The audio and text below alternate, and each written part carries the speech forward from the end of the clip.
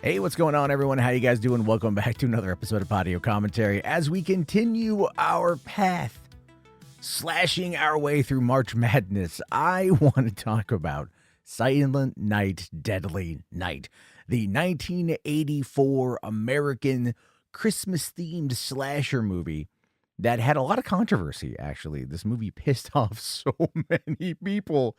And it's not because it's a mediocre film. I mean, it's has everything to do with people being upset about the idea of Christmas. God, the war on Christmas. This movie, if this movie would have been released now, it would have been like the war on Christmas.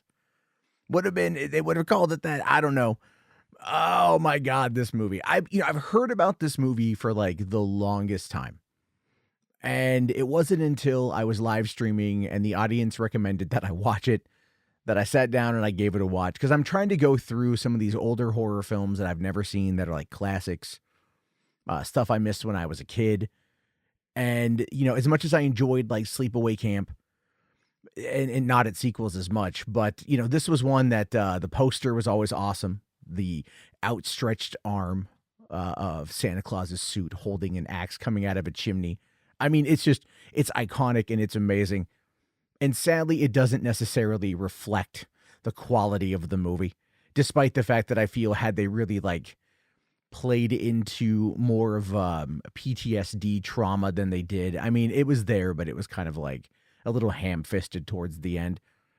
The movie maybe would have been a little bit better. I'm not knocking the film. Like, I watched it, but it's definitely one that I'll just start off by saying I don't think I'll ever go back and watch it again. I don't really feel like there's much of a need to do it. One of the things that drew me to the movie overall was when I looked at it was only 79 minutes long, because I'd been streaming for 3 hours and I'm like, okay, I need to like watch something. I want to watch something. And this one's short enough to watch.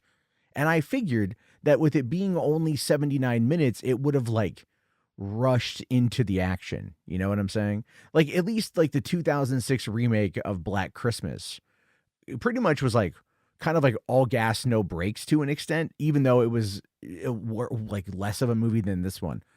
But this movie, it definitely like, well, hold on. I don't want to get too far ahead of myself here. Obviously, with Podio Commentary, like I'm kind of starting off a little negative. I apologize. I do apologize for that. It's not my goal.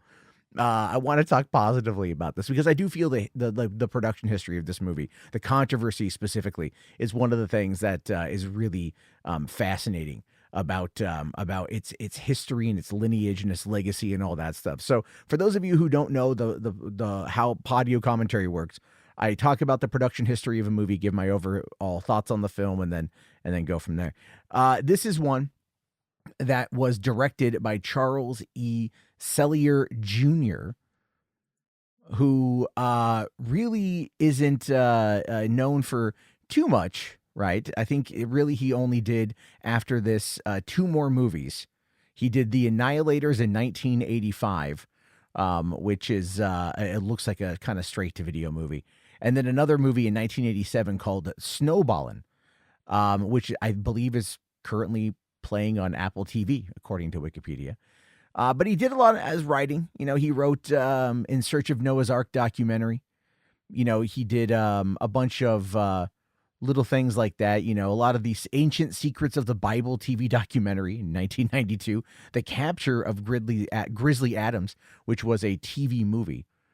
And the last thing it looks like he did was in 2008, where he did a video called Unlocking the Secret, which I'm wondering if that has to do with that book series, The Secret. I don't know if you guys ever, oh yeah, it was. Okay. So it's kind of like The Secret was this book that came out in 2006, 2007, a lot of woo-woo stuff, right? It was all about like law of attraction and all of this kind of stuff, and it was a big phenomenon. I actually worked, as a quick aside, on like a teaser for, I think it was like the sequel to The Secret. I got brought in on this commercial one random afternoon in San Diego, and that's what they told me it was. It was really weird. I need to go find if it was ever finished. I never saw the final product, but I literally just like, it was something to do with The Secret. So this guy went on to go do that. That's really about it. So not much there. It was written by Michael Hickey, who pretty much is only really known for that, for Silent Night, Deadly Night. He wrote, let's see, according to his IMDb, he only wrote that movie. And then the characters that were, in the sequels were based on the characters he created. Other than that, there's not much about that, which is so weird because this movie is really iconic in the sense that there's like 4 sequels, all of which are in Tubi right now, but the original is not on Tubi. Go figure on that one. So they've been able to build a franchise off of this. So I am hoping that this guy got paid, But the movie was produced by Ira Richard Barmach, who in the movie, it takes place mostly in a toy store called Ira's Toys. So to kind of give you an idea about about the producer kind of self-inserting a little bit. But to talk about where this movie came from, we gotta have to go back here. So I'm going to be pulling from the Wikipedia. It says, now, this film was initially conceived and pitched by a producer named Scott J. Scheind, who at the time had accepted screenplay ideas from the public, which is always a bad idea. Okay, it's always a bad idea for producers to solicit ideas from the public because you get into some weird rights situations. One of the stories that was submitted was actually from a Harvard University student named Paul Kaimi. And this story was called He Sees You When You're Sleeping. And it's a story about a serial killer Santa Claus. And the producer was pretty impressed with the concept, even though he was like really super against slasher movies. This goes to show you the concept is cool, right? Murderous Santa Claus in the 1980s. It hadn't really been done yet. Okay. Santa Claus is a revered holiday religious public figure. And I say that because that comes into play as the story progresses. And then he went on to find Michael Hickey and said, hey, bro, I need you to write a screenplay based upon this short story. And then Michael agreed and they wrote it. And then they sent the screenplay to TriStar Pictures, who were like, hey, we like this idea.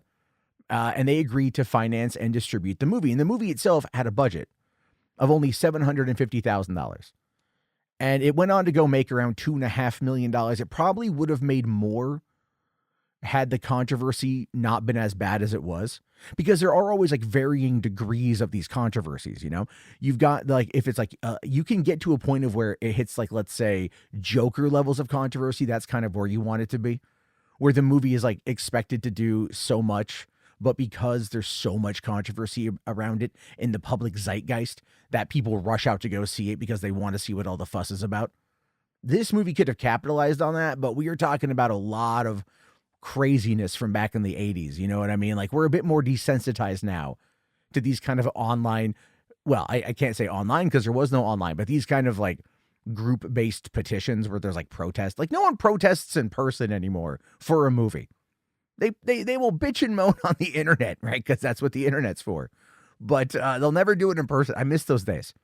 I think Dogma was the last time. Could we get a good religious movie and just have people protest it, like in organized protests in order to like use it as marketing?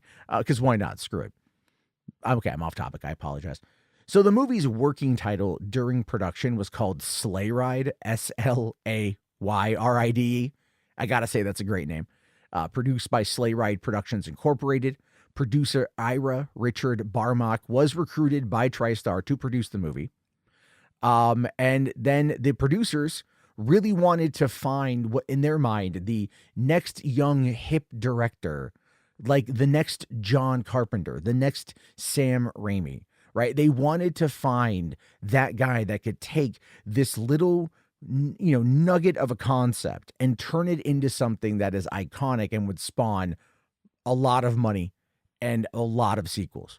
To be fair, they did, actually, but they never really rewarded the guy who did it, it seems like. Now, from here, they shot the movie in March to April of 1983, and they shot it in Utah. In fact, when you're watching the opening credits of the movie, it talks about Utah casting, and I was like, that's kind of specific. But then, it's absolutely in Utah. And that's actually pretty cool to me because Utah is not where you would normally go to find something like this. Most of the time these movies really kind of ignore Utah as a setting. And I feel like it could work in certain ways because it's more remote and it's more kind of isolated, you know? I mean, and it has like the history of like the Mormon church and everything, even though in this case it's all about Catholics, dirty, dirty Catholics. And so, but they did a fair amount to actually kind of make it look like what they needed it to look like. They went and they filmed this in Heber City, Utah, and Midway, Utah. And when they started to film, this is in March, the snow had just started to melt. So they were like, oh crap, we need to get this thing on the ground. We need to get moving right now. So they quickly shot all the exteriors, of which there really weren't like many. There's a couple shots, like couple scenes outside. There's like the sledding scene, which makes no sense. And then of course you've got the orphanage, and you've got a couple other scenes here and there. One of the ones I think is where you got the Santa Claus guy Billy walking down the road. It was very basic. They shot around it real quick, but everything else they did was really interesting. So for the orphanage, they actually found an abandoned schoolhouse, and they renovated it while they were doing production to make it look like an orphanage, to look like a place of despair and disdain for young human life. And then from there, when the movie was over, it got straight up demolished.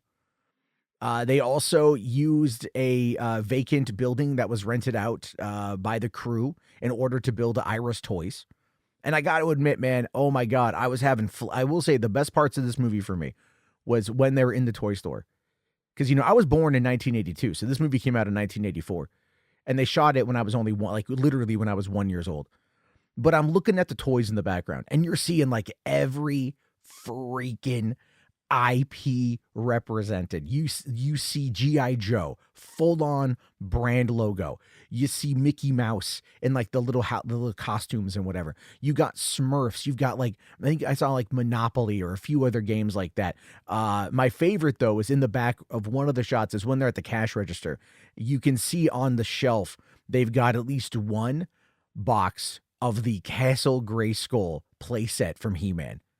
And I was like, hell yeah, man. Hell yeah. Like that, the toys, I want to see like the production photos of the Toy Store alone.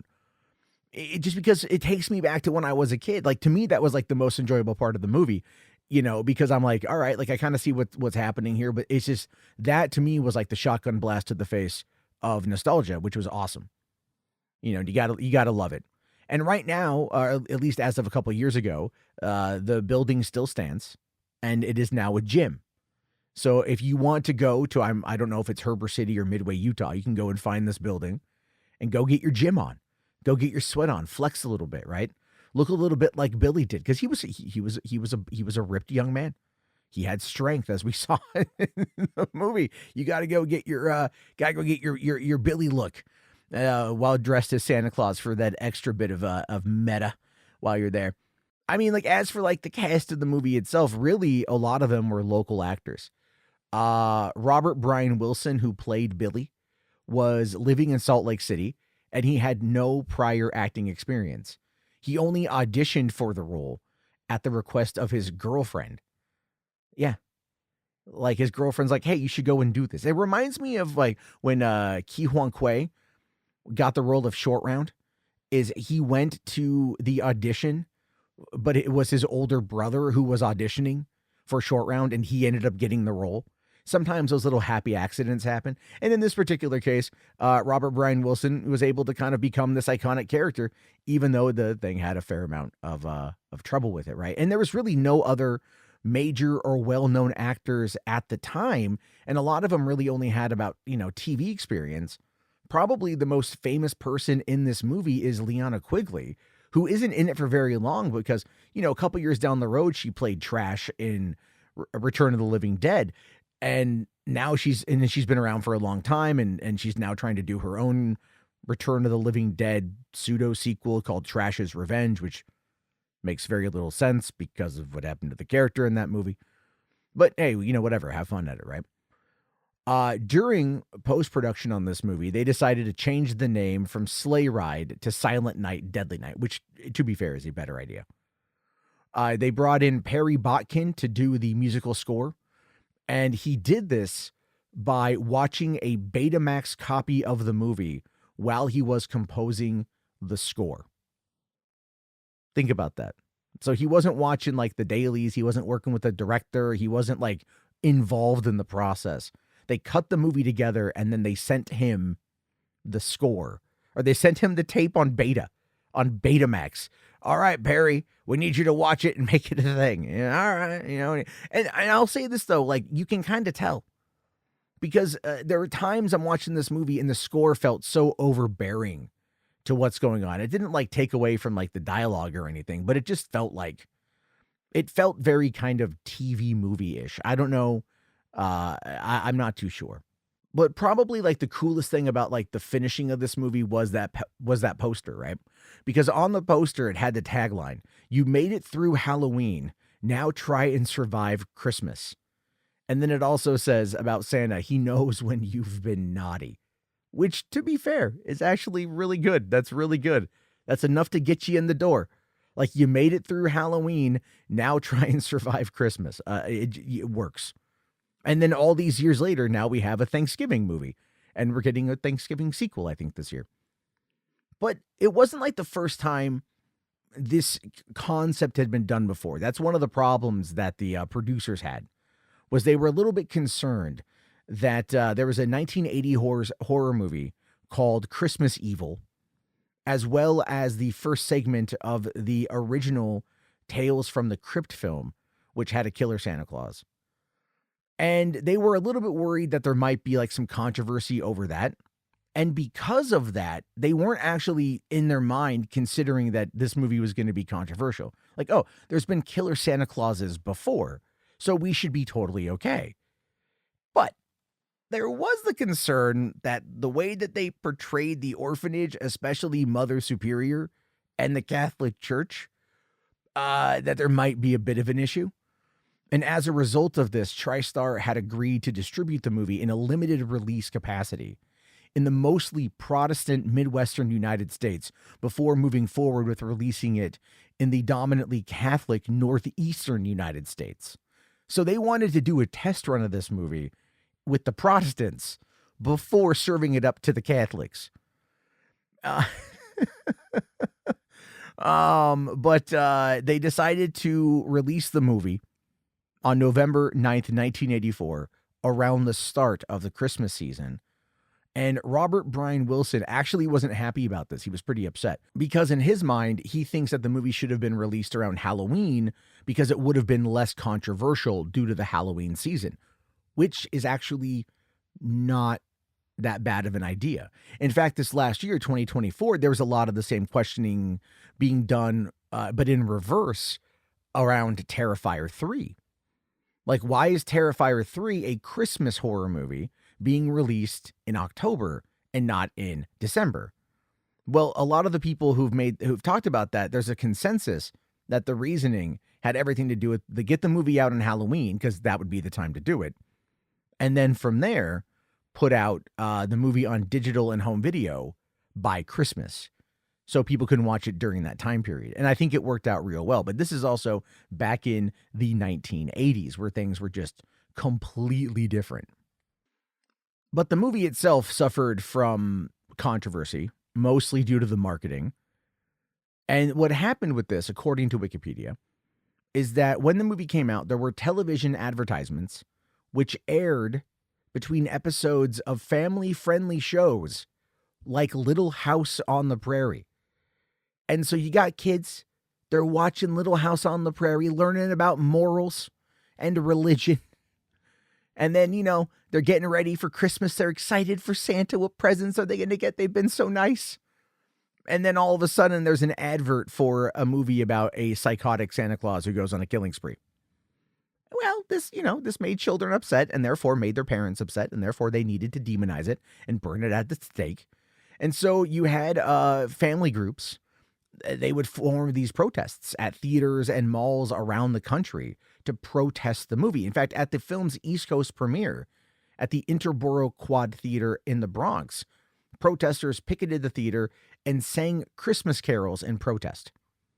Now, if this would have been modern times, you could have used that to your advantage because people are way more cynical now, and religion is on the decline here in America, at least. But this is like the early 1980s. So in response to this, TriStar Pictures, they actually pulled all the ads for the film on November 15th, only 6 days after the movie came out. And then the movie itself was pulled from theaters soon after. That's a gigantic mistake. You should never do that. And Ira Barmach actually got real mad. He told People magazine, people have taken offense at the Santa being used in a scary context. Santa Claus is not a religious figure. He's a mythic character. I didn't deliberately ride roughshod over that sensitivity, and I didn't anticipate the objection to it. Yeah, I mean, like, he's right. But what you're talking about here is the way that we perceive Christmas in this country, maybe in Western society, is that like it's analogous to Christ. Like you could probably go to some people and be like, do you think that Jesus Christ's dad is Santa Claus? And they'll be like, yes, I do. Because the two are this, like Jesus' birthday, and you get gifts from Santa Claus. It's a very confusing time. So people out there who believe that stuff they're going to get mad about it. And the thing is, the movie isn't even really worth getting that mad about. I mean, like, the fact is like, yeah, you got a killer Santa Claus. This guy suffers. He has a mental break and goes crazy. And here's the thing. He's sympathetic up until that point. And even when he's on the killing spree, I mean, at least in the initial phase, you can almost get behind Billy and be like, yeah, I get what you're doing, man. I understand this. I get it. But in reality, it's like, it's just they focused on the wrong thing rather than the condemnation of the way the Catholic mother superiors treated children in orphanages, everything like that, right? Because this movie's messed up, man. So let's talk about the movie. So it starts in 1971, and you've got this nice Chapman family. They're driving to the Utah Mental Institution where they want to go visit Grandpa, right? So little 5-year-old Billy Chapman are there. Grandpa gets wheeled out. Apparently, Grandpa's catatonic, can't talk, can't do anything. Parents go to speak with the doctor. Grandpa looks at Billy and basically scares the shit out of him. Just scares him, right? He says that Santa Claus is to be feared, that Santa Claus will punish the naughty. And then goes back to being catatonic when everyone comes back, and little Billy's like scarred for life. And then on the way home, they get flagged down by a guy in a Santa suit who had just murdered a store clerk for $31. And then he shoots the dad and then, grabs the mom. He goes to rape her. She punches him. He cuts her neck. And then I'm assuming at that point still continues the sexual assault. It's implied that happened after the fact. Or whatever, because you see a shot like towards the end when Billy has a freak out, he has a flashback. You see the evil Santa Claus like looking like he's grunting like he's going to climax. But I don't know. Maybe that's just what like my interpretation of it. But like Billy sees all of this, and you've got the little Ricky in the car, little like, an 8-month-old Ricky. Mom and dad are dead. They can't go to Grandpa because Grandpa's effing psychotic. There's apparently no other family. And then you've got, the kids go to an orphanage. And then it picks up a couple years later. Now you got 8-year-old Billy and 4-year-old Ricky, and they're at the orphanage. And, you got Mother Superior who is just on his butt about everything, because he doesn't like Christmas. And she knows Sister Margaret's been trying to tell her, like, what he goes through. And she's like, it's PTSD isn't a thing. Okay, like we're going to beat it out of him. And then he ends up like getting sent to his room and he can't come out. And then Sister Margaret says, okay, I know maybe I shouldn't bring you out, but why don't you come out and play with us? And then as he's walking out, he hears 2 people having sex. All right. Now, I don't know who these people are. I don't know who these people are at all. There's like, it's another nun and like another dude, and they're boning, and he's like looking through the keyhole. And then Mother Superior goes in there and pulls out a belt and just like apparently whips them both. Like, what? Okay, like, did she murder them? Like, we never see them again. We have no idea what's going on. Then she comes and she punishes Billy again because he was out of his room, even though he was sent out. Like, everyone fails this kid, right? Everyone fails this kid. And then on Christmas Day, she forces him to like go and sit on Santa's lap, and he punches out Santa, which is awesome. And then he ends up like going into a corner and he's like, please don't punish me. Please don't punish me. Please don't punish me, because he's so torn up. This kid is so messed up from everything that happened to him. And everyone in his life is outside of Sister Margaret. It's like, and she's powerless to stop him, to stop anything. And I was so frustrated because I'm like, God damn it.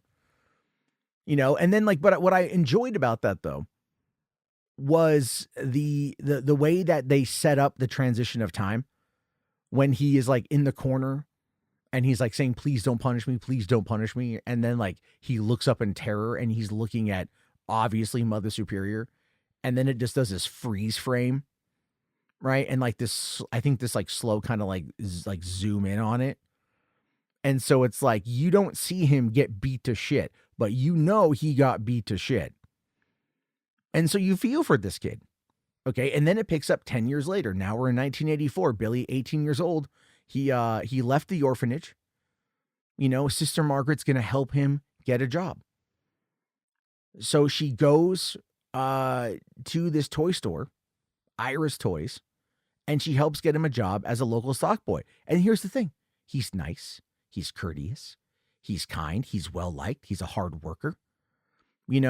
He develops a crush on his coworker, Pamela, who it does kind of seem like she's got a bit of a thing for him as well, and he's got a couple little sexual thoughts about her that end up kind of tying into his parents being killed, because obviously there's some repression. Okay, you got PTSD, from him watching like his mom essentially get sexually assaulted. And so he's having a little bit of trouble with that. And Santa Claus is still that trigger. And then the work goes like, well, we lost our Santa Claus. We need another Santa Claus. Let's get Billy to do it.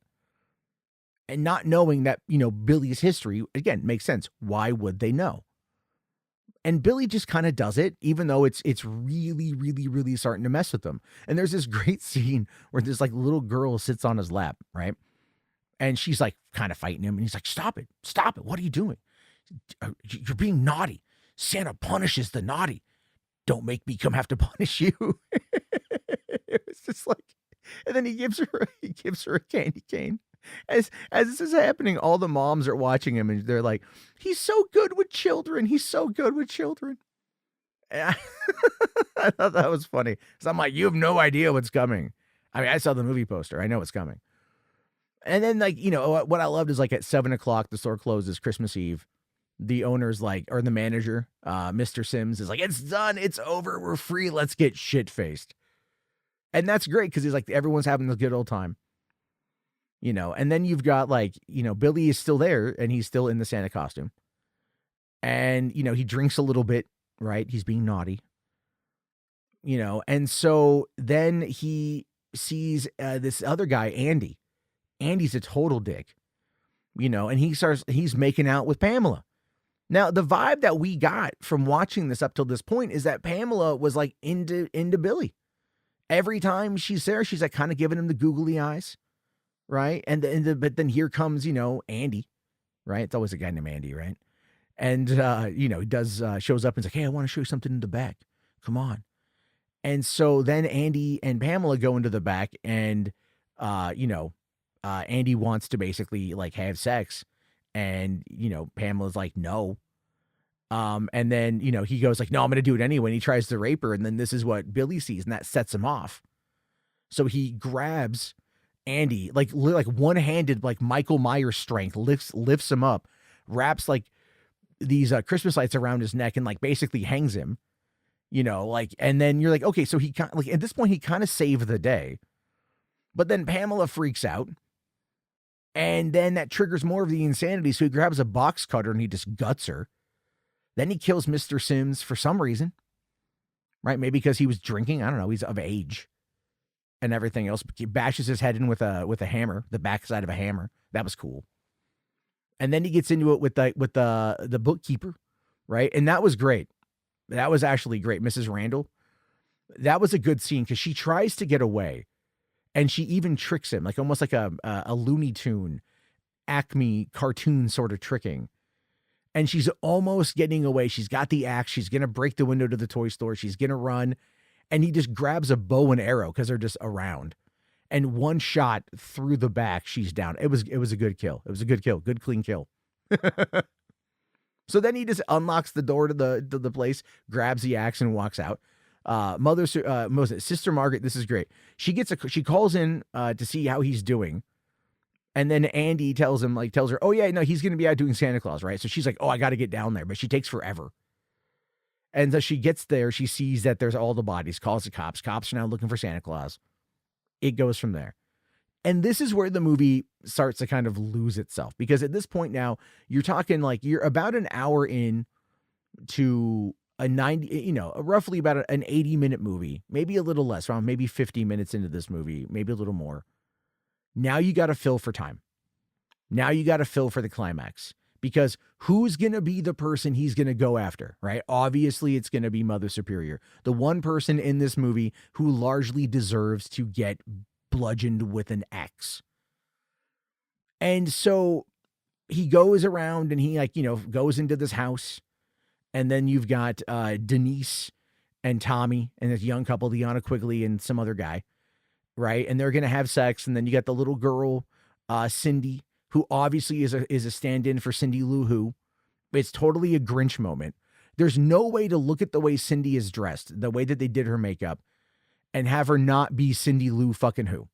Okay. Like, it's absolutely a take on the Grinch scene where after he kills Liana Quigley by shoving her through a mounted head of an elk, and she gets the antlers through her stomach. That was actually pretty cool.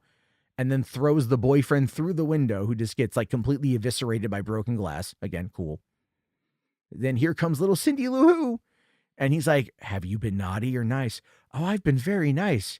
Are you sure? As he's like reaching in his pocket for the box cutter. She's like, oh, Santa, I've been so nice. And he's like, I believe you. And he gives her a bloody box cutter, which I will admit, I did like that quite a bit. But then after that, like, he ends up going out into the woods, and there's these bullies that steal some sleds. And so he kills one of them by beheading him. Just, again, a random, we need to fill out 5 minutes of time. So let's just go and shoot something random. And then at this point, the police are looking, they almost like shoot the wrong Santa and everything else. And then the next morning, they realize that he's probably heading back towards the orphanage because they're going to do the Christmas morning stuff. And then the cop shows up there, and they're all worried because at this point now there's been 7 murders. And so they know that this dude is psycho and he's a killer. So the cop sees a Santa Claus walking towards the kids at the orphanage.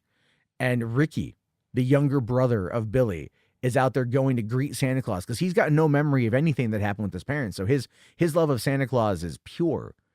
And then all of a sudden the cop just shoots the Santa Claus in the back, and blood just spatters all over Ricky's face. And you're like, oh, really? Oh, great. It's happening again. And that might actually end up, I mean, that does come into play a little bit later.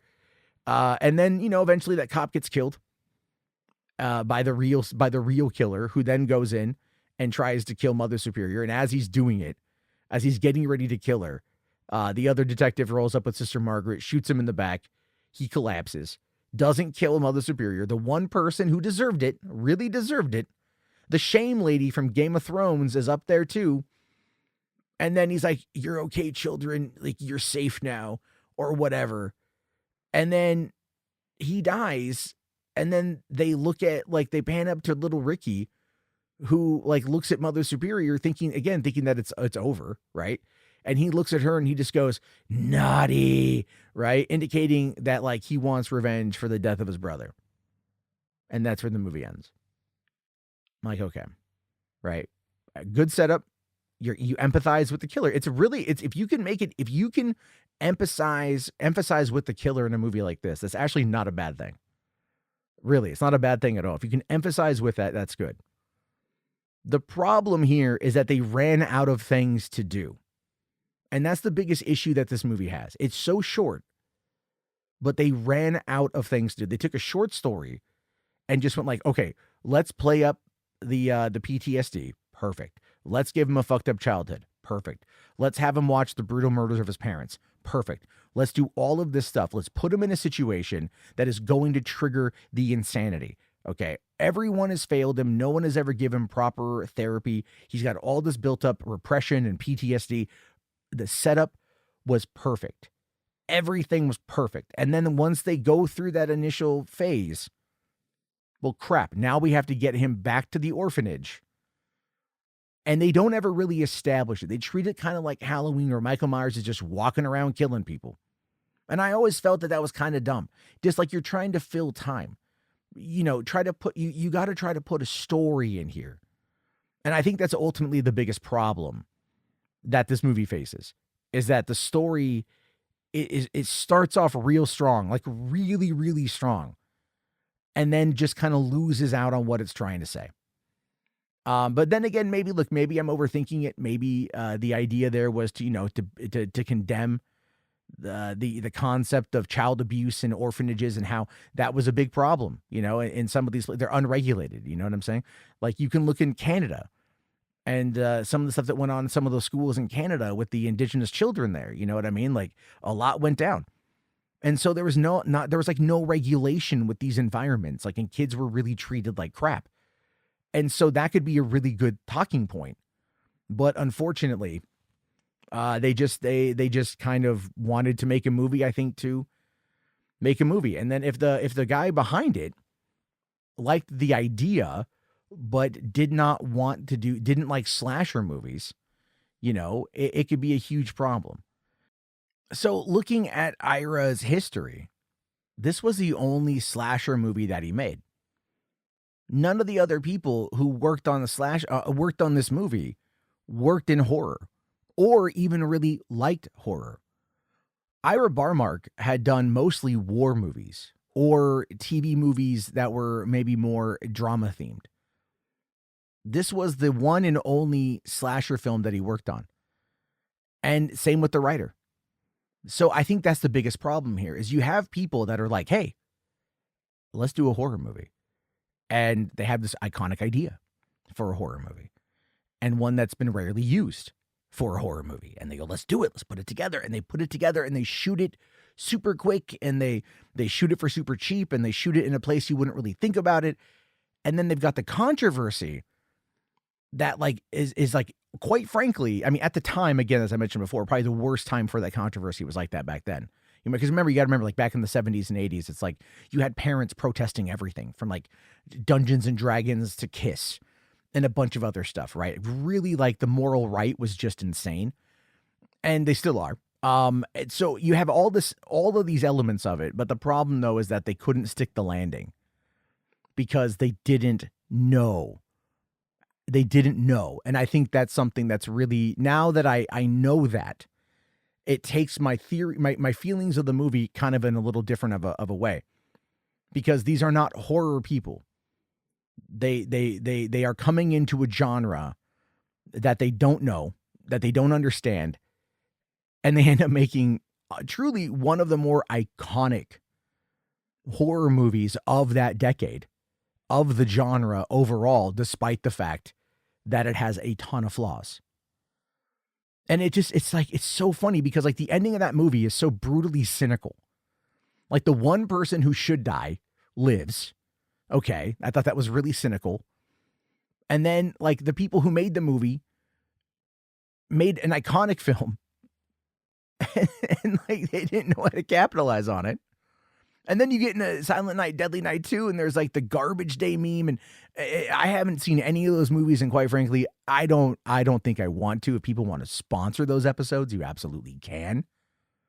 But for the most part, no, I'm good. I'm okay. Silent Night, Deadly Night, what are your guys' thoughts on this one? Let me know. You guys can support the show on Patreon, patreon.com/Matt Jarbo. Become a sponsor of an episode. I'll watch a movie you want me to watch. I'll talk about it. And be sure to check out Hollywood After Dark, Monday, Tuesday, Wednesday, where we talk about current events and other things, movie-related, good times. Thank you all for